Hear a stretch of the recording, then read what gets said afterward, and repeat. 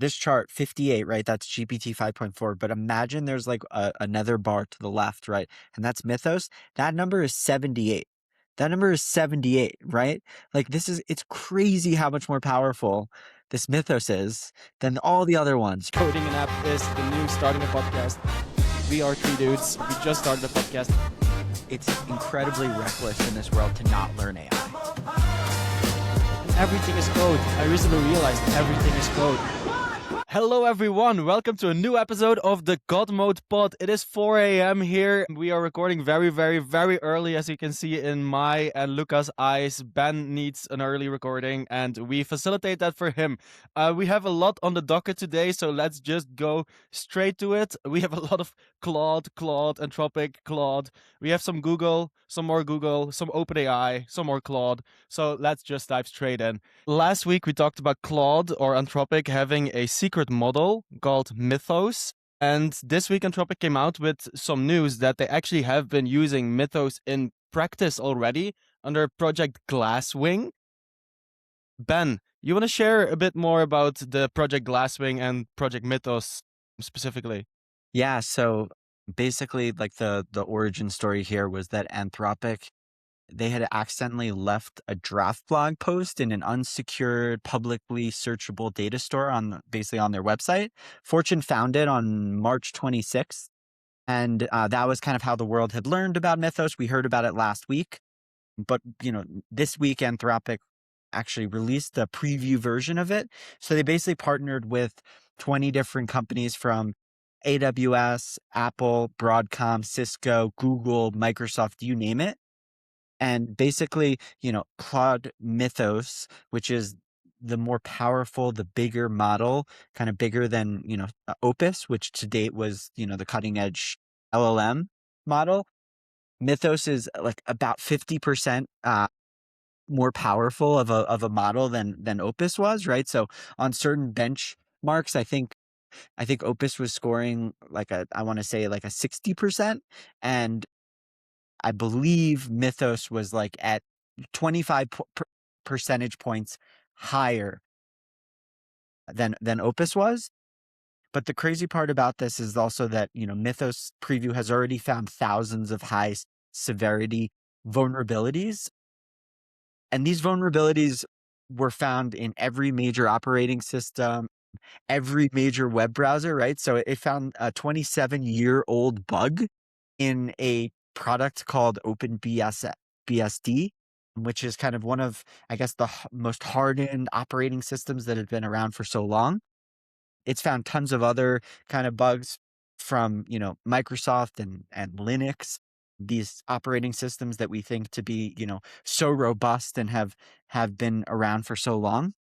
So basically where we're at right now is Anthropic released it to folks about 3 days ago on April 7th.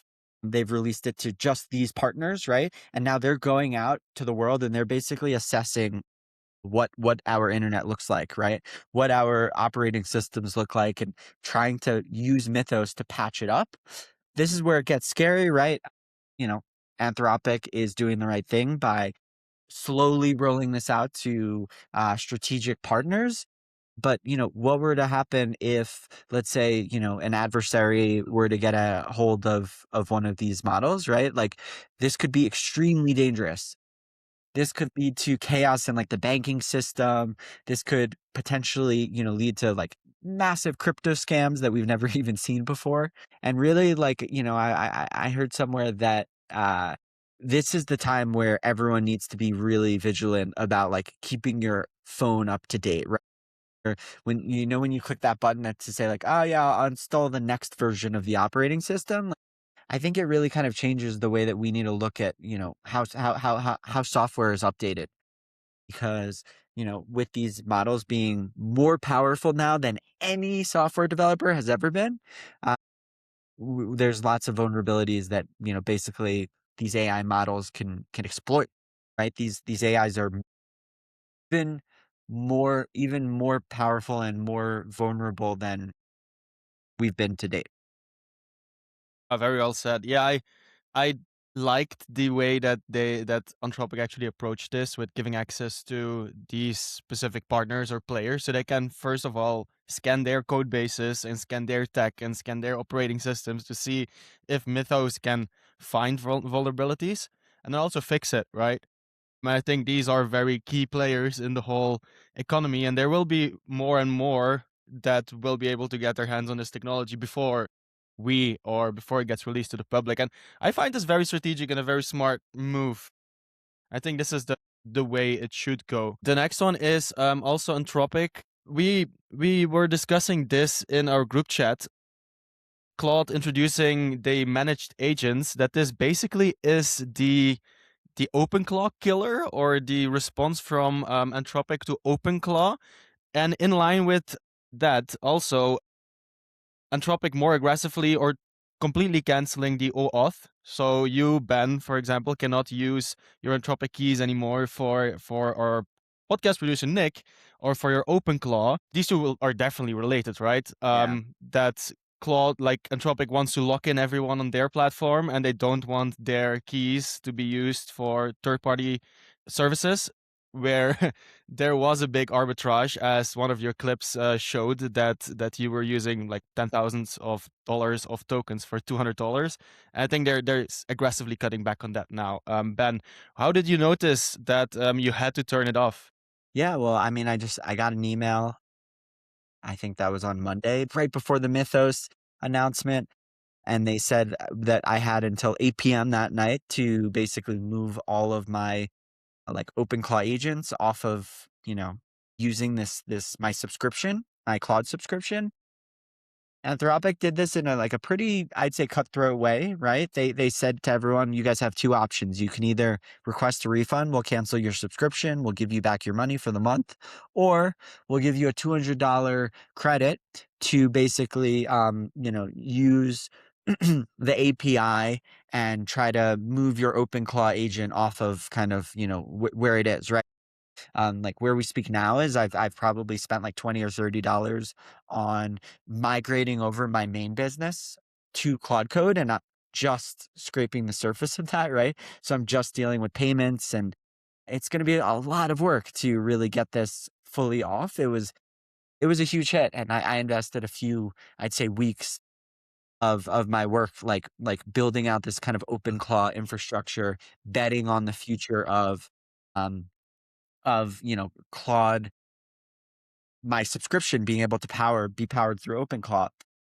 It's interesting timing. Like I think Anthropic is really pushing, their foot on the gas here with getting out all of this feature parity within their system, because they understand that, if we were to wait, let's say 6 months, there's probably going to be another model out there that you could use with OpenClaw that's almost as powerful as Claude is. So their time is really finite to like lock people in to the ecosystem, right? So we always talk about like Apple with ecosystems, right? Where they've got like the iCloud, they've got the iMessage, they've got all these different features that keeps you in there. And I think the way Claude is thinking about it is saying, hey guys, we have the best model in the world. Why don't you connect all of your things into our system? Notion on the screen right there. We've got Sentry. We've got all of these different applications that Claude Anthropic is partnering with, and they want to create an agentic workflow that's really tied into the Anthropic ecosystem. So it's a smart move by them. Look, I can't hate on what they're doing. This Claude managed agents feels like a step in that OpenClaw direction. The real thing is like, I think OpenClaw was so accessible because it was accessed through your Telegram, through your WhatsApp, through your Slack bot, all of that. And I know that Claude has something called channels, which I haven't digged into too deeply, but like they also released something called channels, and that you can, I think, message through Telegram. But really, like, open source is the way to go, where you have the major flexibility. You have tons of engineers across the world that are suggesting features and then building them in. Yeah, I don't know. I'm definitely not looking forward to kind of this version of the agentic workflow yet.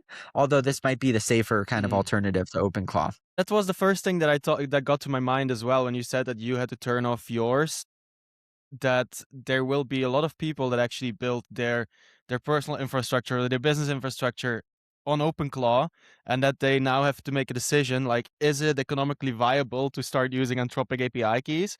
Do I need to go to another model, or do I need to move my whole infrastructure actually back to Claude, which is now basically able to do everything that my OpenClaw was able to do? And that's also something that I ran into yesterday when I'm developing the God Mode product. When I wanted to generate slides, boom, my $5 of Anthropic credits were gone in a second. And like, yeah, it's great to do all of this, but if you don't do a good token calculations or token management, it's gonna be hard to make a profitable product. What do you think about the businesses that have been building on OpenClaw? What's their best move forward? Migrating to Claude, finding the right models to implement where need. Yeah, I mean, it just depends on the business, I think.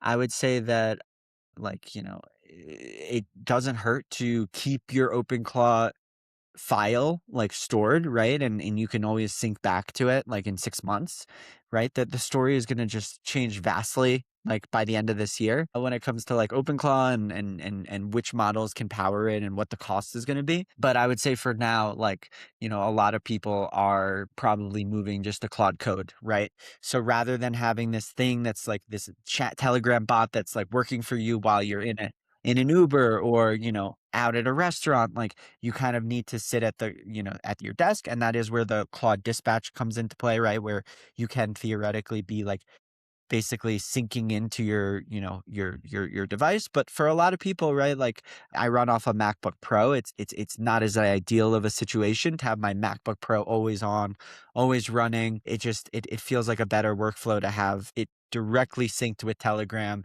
kind of running on like a virtual private server or like a dedicated product like a Mac Mini, right? Yeah. So Yeah, and it also I will depends say, on the use case. yeah. This week was like the first week where I was like, oh God, do I really get a Mac Mini now so I can like dispatch into my Claude Code, right? But no, I'm gonna wait. Something's gonna come out. Anthropic's gonna come out with some sort of, I don't know, integration where you can really use Claude. Like, yeah, you can use Claude even for like the people like me who are kind of on the go, right? I'm on the fence. I've been using OpenClaw using the API of Anthropic this whole time, so I was never OAuthing in. So, so yeah, like that, and it's been working fine. Like I mentioned, I think I spent $200 in credits. So I guess my use case is not so intensive as well. I had dialed down most of the Opus reasoning, so it's mostly using Sonnet. So that's good enough for what I use it for, but it does leave me in a sense when I'm looking at the market. It seems strange that the B2B use case is more expensive than the B2C use case, because in business that's not usually the way things go.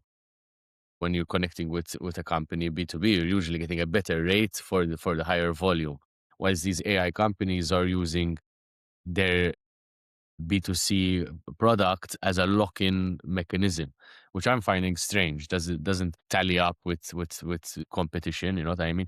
So what does that tell me? It tells me that the next time a company beats Opus or beats Anthropic, the users are going to quickly shift again. So they're going to keep flowing, assuming that Anthropic doesn't remain the leader. So I'm personally not looking forward to try to migrate anything inside of Claude Code for this reason, is that I don't want to spend the next 2 weeks adapting my system to something I'm not sure is going to last longer than the next 6 months.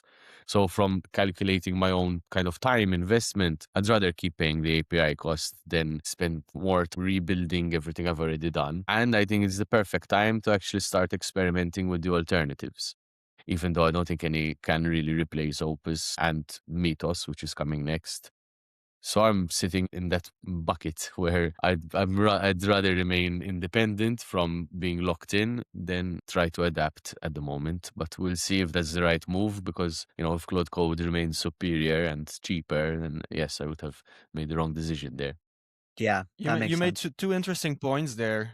The first one is that you turned off your Opus usage mostly, and you're using Sonnet now, Yeah. which which definitely is a good move in terms of like API credits. But Anthropic or Claude also announced something similar to what you just mentioned, where they're bringing the advisor strategy to the Claude platform, basically meaning that Opus is being the advisor, where that then Sonnet and or Haiku are being the executors.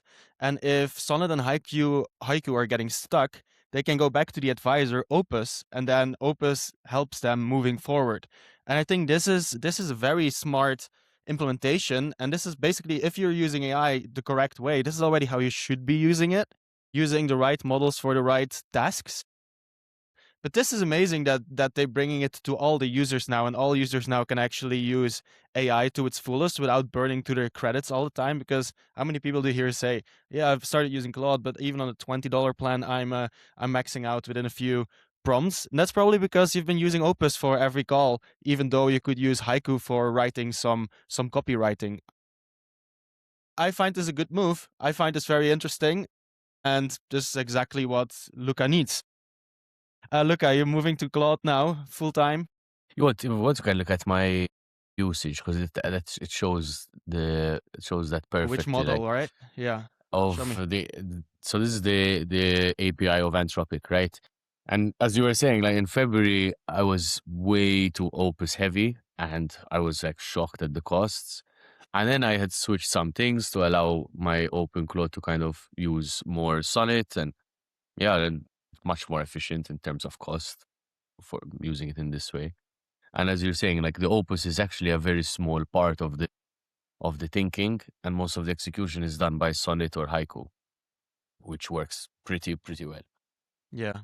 Yeah, just Sonnet alone is a pretty Yeah, impressive model. Sonnet is the work. Yeah, I was gonna say Sonnet like seems to be the main one, right? Haiku is kind of like a Gemini, like 2.5 Flash type like model. It's like it's fine, but it really can only just do redundant tasks. Sonnet's like the workhorse, and then I think yeah, like it makes sense. Opus is I want to say 2 to 3 times the price of Sonnet. Sonnet does most of the work, and then Opus checks it. Opus delegates. That's kind of it, right? But Luca, you did also bring up before this whole like it's interesting how B2B usually gets a better price than B2C.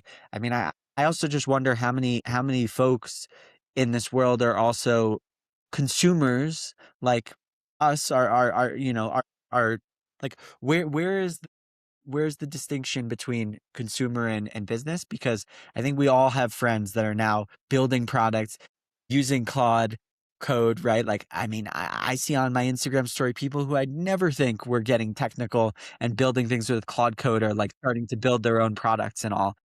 So it is interesting. Like, I do think like and the consumers are a lot of these business kind of credits as well. But for sure, the heavy token usage is all coming from, the businesses. I saw like I think it's at Microsoft or at Meta. There's actually challenges within the company to see who can spend the most on most tokens. Like they're almost rewarding people, and I think Jensen Huang has said this too from NVIDIA. That if your $250,000 a year software engineer is not spending at least $500,000 in API token credits from these LLMs, then there's something really wrong with that engineer. Mm-hmm. And similarly at Meta now they apparently have like a leaderboard where they're looking at who's actually spending the most on AI LLM tokens. Yeah. Maybe Yeah, I guess that's a good you would probably win measurement that of like leaderboard. Probably. true.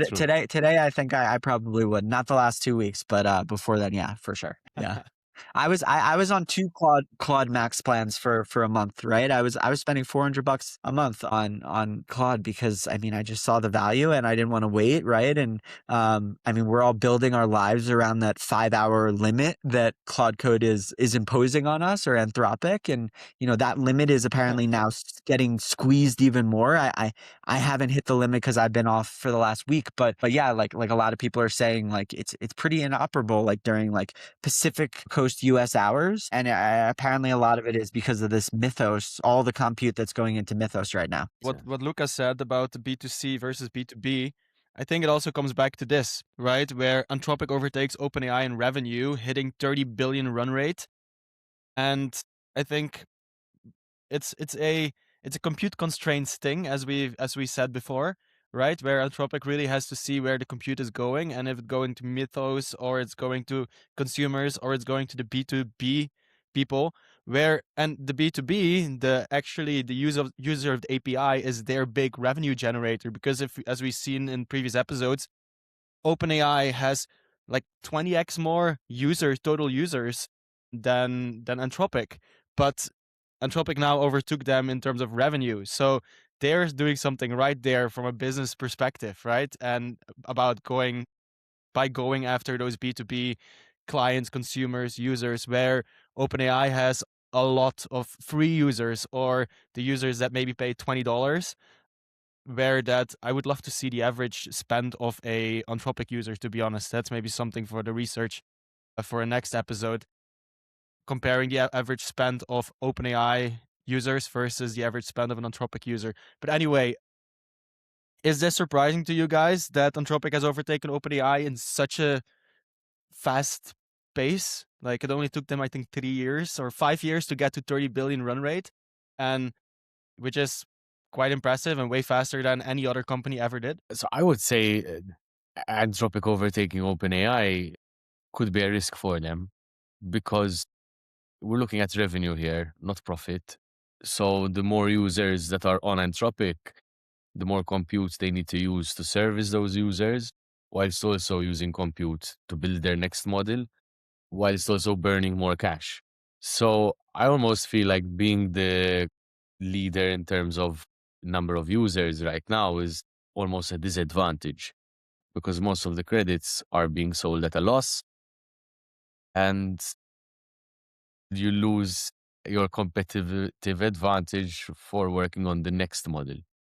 So, I mean, this might be giving some breathing room to OpenAI or to any other of the companies that maybe that are losing users to Anthropic. That's where I am with this app. On that note, right, I think we discussed this on one of the previous episodes as well, that Anthropic is training their models in, I think it's like 4 times more efficient than, for example, OpenAI does. So this comes down to your compute point as well, right? If they're 4 times more efficient, then they only need a quarter of the compute. Yeah. True. True, but they don't Yeah. I don't think they've even reached a quarter of the users yet. So if all of That's the true too, users yeah. migrated over, it would still. So that's just where I'm coming from, thinking And about the whole scenario. Yeah. the point you brought up about if there is someone else coming out with a model that's even close to Anthropic's, then indeed all users might actually shift. Like, what's the real lock-in they have now, except for having the best model? That's a good question as well. What if Yeah. Kimi, what the next Kimi is just as good or better as Opus, but open source? Will everyone then migrate to open code and start using Kimi on there? Yeah, and at what level of intelligence do people stop needing to migrate every time a new model comes out? Because that will reach that point too. So I think I am waiting for a future where the favor shifts back to the consumer, because I feel like right now the power is really held by these AI companies. But I'm assuming that the technology is going to improve to a point where that intelligence is pretty much commoditized, then they actually start competing on price. So we're nowhere near that stage, and a lot more things need to happen, infrastructure build out and this sort of thing.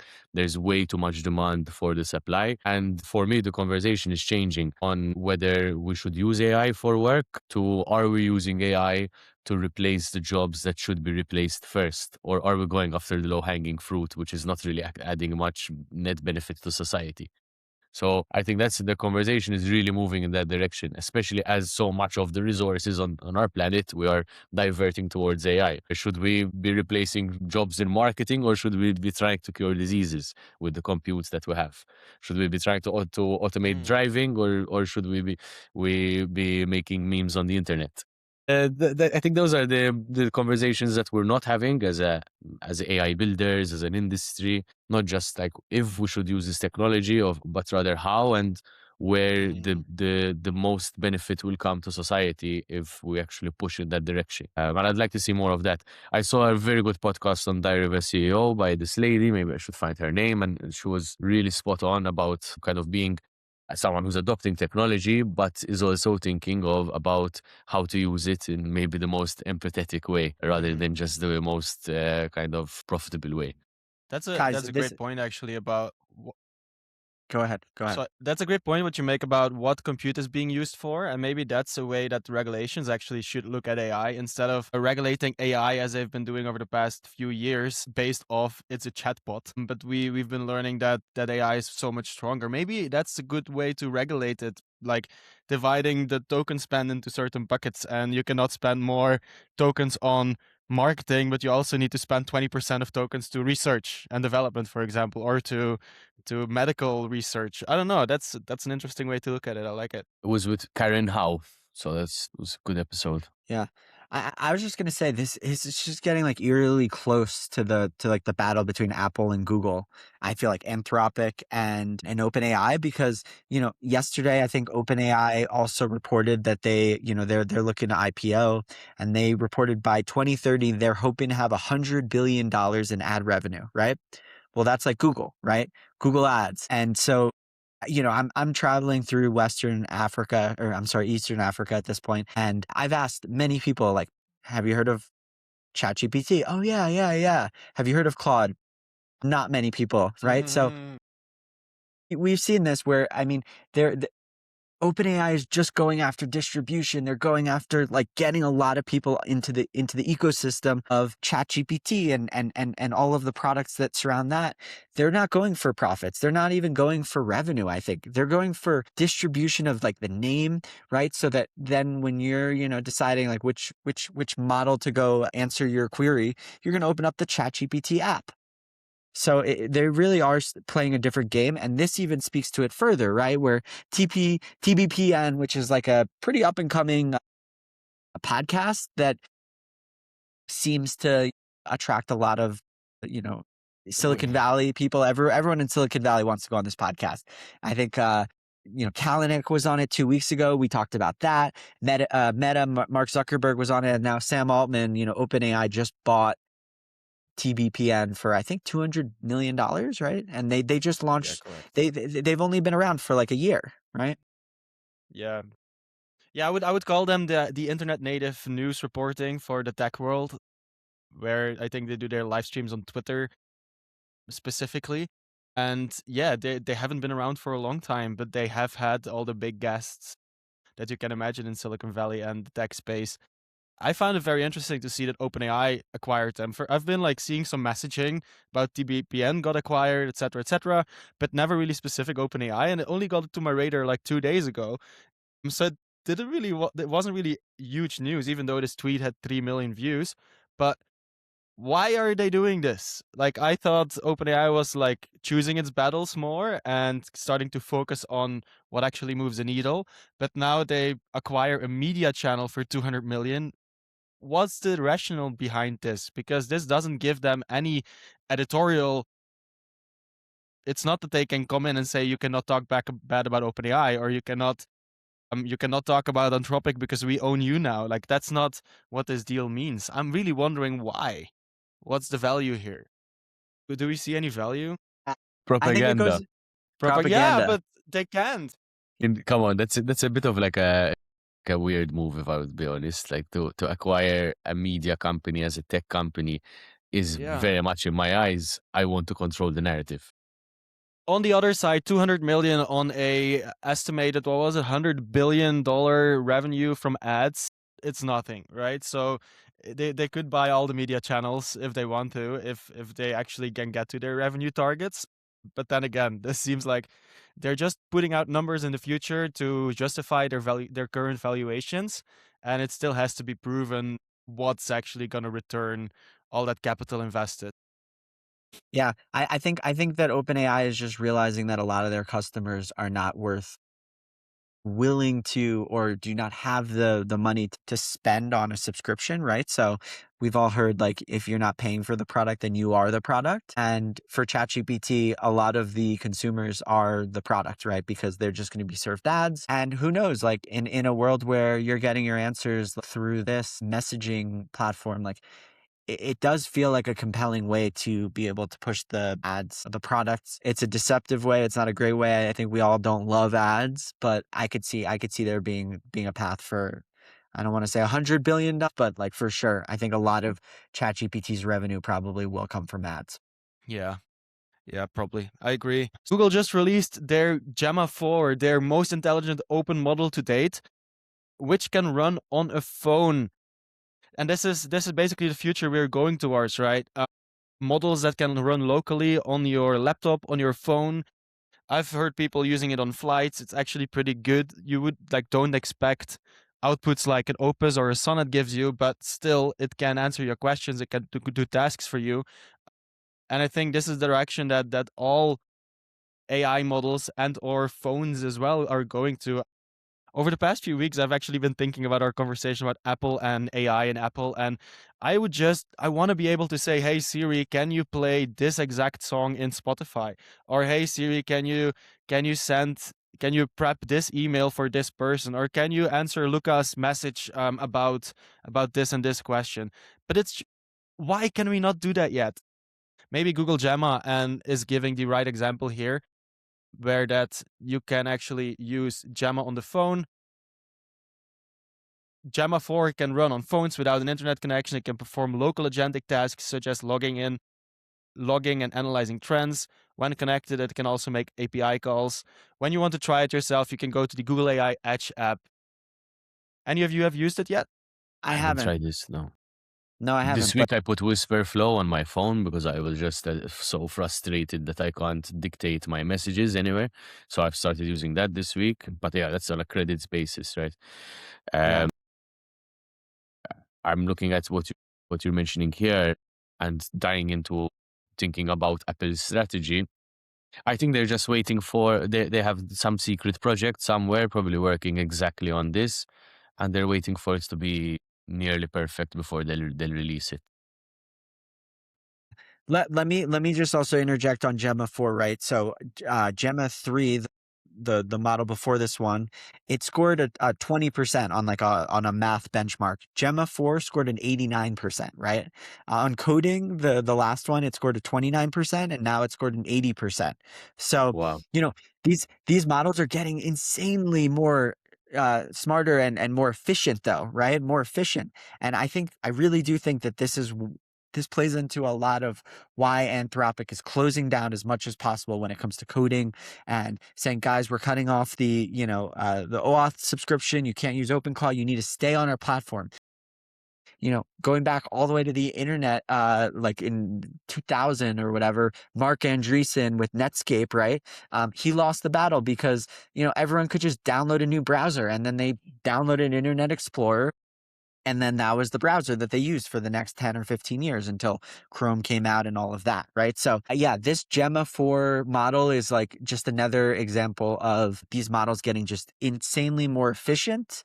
And, yeah, like 80, like that was a 4 times improvement from one model to the next in terms of, coding, math, all these hard skills. The other thing that I read about this one that was interesting is I don't know too much about kind of licensing, but apparently for this one, like Gemma 4, you can license it for commercial use cases. So, whereas Anthropic is going big, they're trying to make the biggest, best model. Google is continually proving that, or their thesis is guys, we want to have a very tight model, very, very efficient models that can run either locally or run for a very low cost. It's a different strategy. Yeah.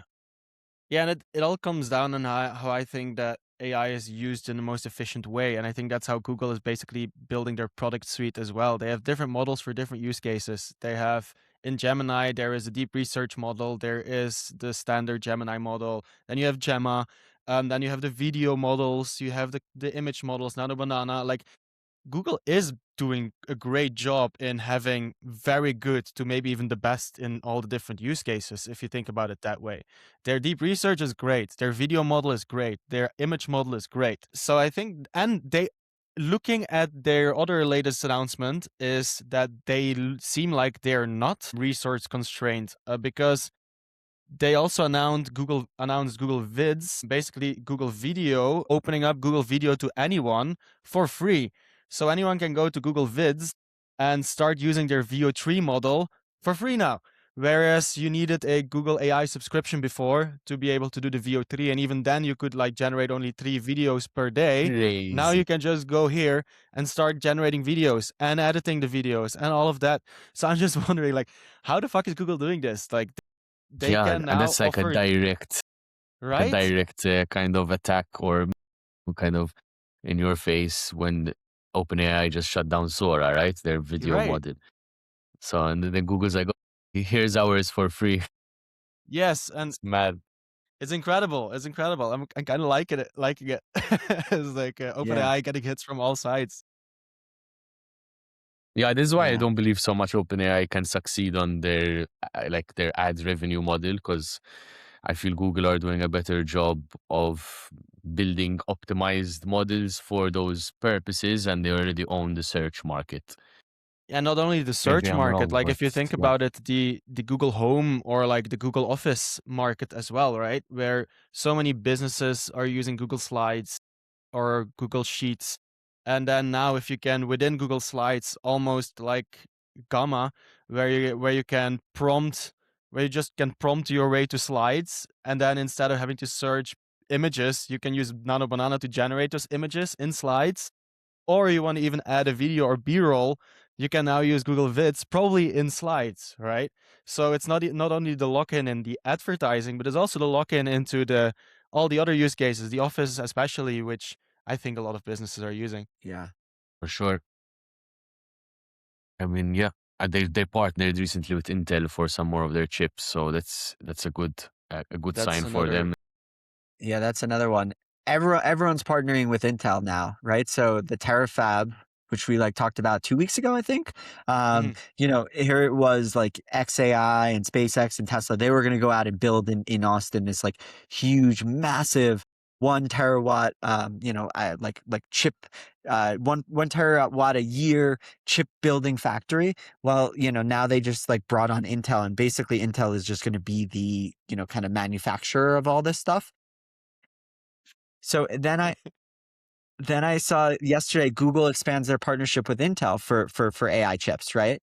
So Intel and Google to double down on AI CPUs. Yeah, they've also basically struck up a similar partnership. So I think all of these companies are saying, guys, like Intel, I don't know, This we need your help. that's very Yeah, interesting though. Like if Intel is partnering with, who did you say, Google, and then Google. also with SpaceX Tesla, which is basically XAI, like Yeah, Intel has their yeah, hands in everything, which is a good move, I guess.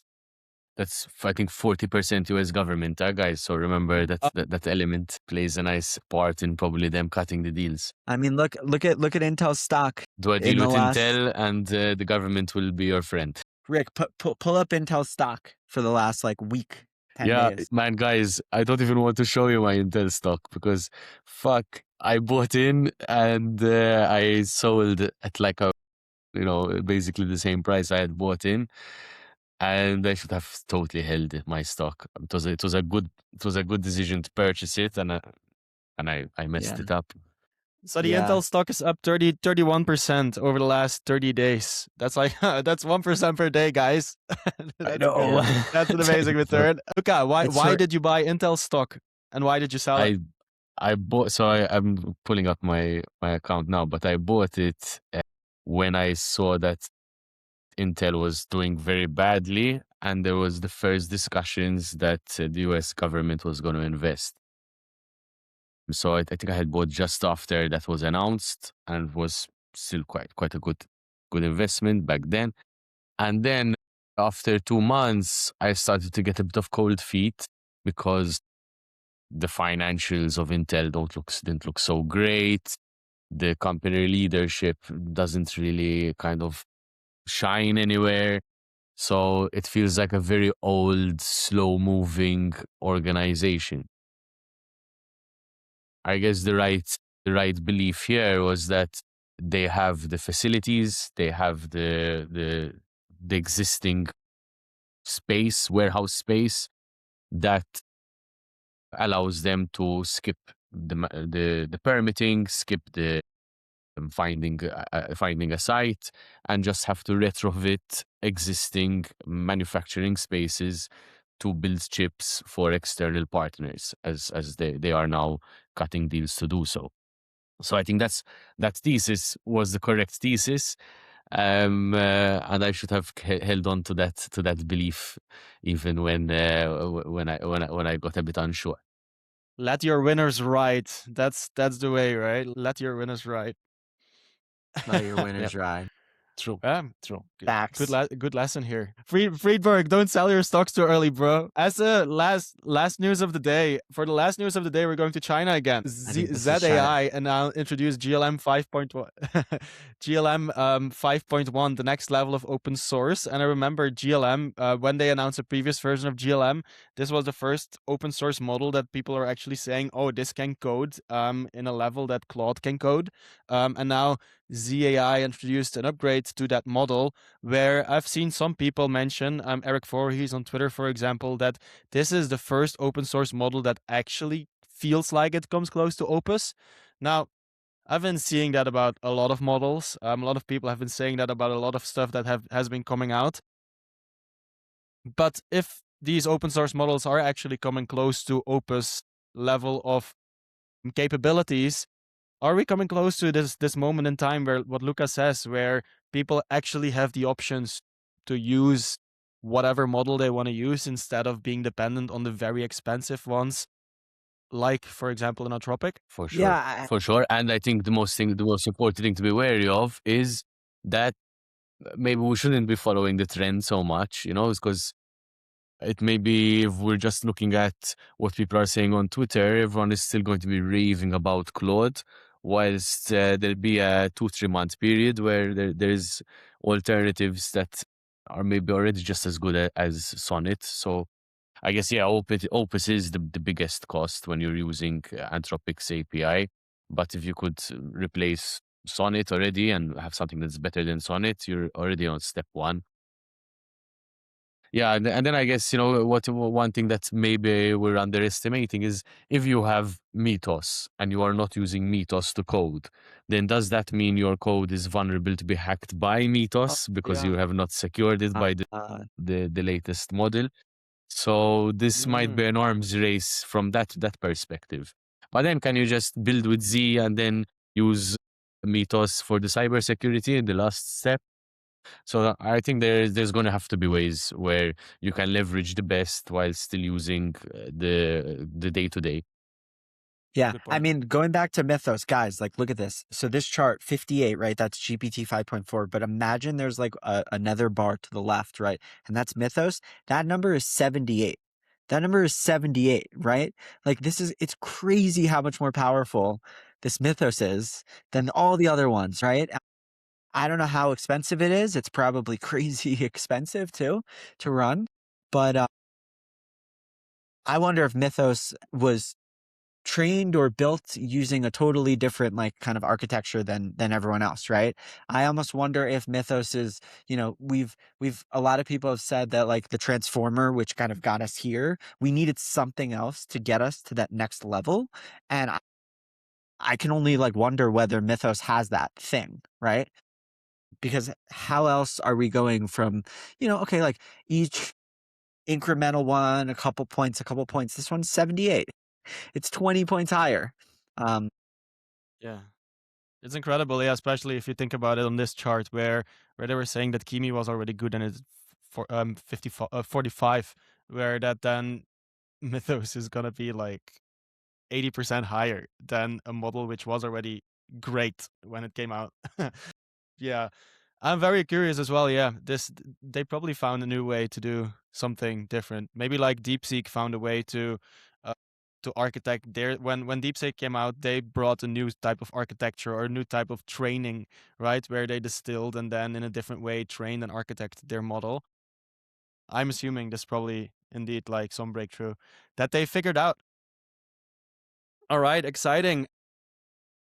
We've had all the Claude, we had all the OpenAI, we had all the Google stuff. There's one more exciting topic that I quickly want to bring up because we might be going to Malta we might be organizing a God Mode Pod Villa. It's not going to be called the God Mode Pod Villa, but the God Mode guys are going to Malta, and we are organizing a little founder retreat there. We are inviting 6 founders to join us in our villa in Malta. More information will be shared soon, but just to let you guys know, stay subscribe, like, follow us, listen to everything, because the alpha is going to be dropped here. And if you want to join us in Malta, make sure to listen to our episodes and sign up when we drop the link, because 6 spots, very scarce, and you gotta be a nice guy or a girl to be able to join us, because you got to talk to us first. Guys, thank you very much. And you got to be building, right? And you got to be building. You got to be building. You got to be building. You got to be building with AI, ideally. Hopefully, we find some sponsors so they can sponsor the hackathon, and then you got to be building with AI, and you might even win prizes if you come. So yeah, we're having a lot of good ideas. We are fine-tuning these now, and information will be shared very, very soon. I'm very excited for this. Getting the boys back together in a house, that's going to be fun. Yeah, that was it. This was the pod, episode 8. Episode 8 of the God Mode Pod, guys. Was a good one, an early one. And thank you very much for listening to everyone. And we see you next week. Bye, bye, bye. Bye. Super. Coding an app is the new starting a podcast. We are 3 dudes. We just started a podcast. It's incredibly reckless in this world to not learn AI. And everything is code. I recently realized everything is code. Luca, what are you predicting? Underwater drones run by OpenClaw. Okay. Wow, bombshell. Using AI to write your prompt, bro. Come on. I am the greatest moderator in the world, and we see you guys next week. Love you, besties.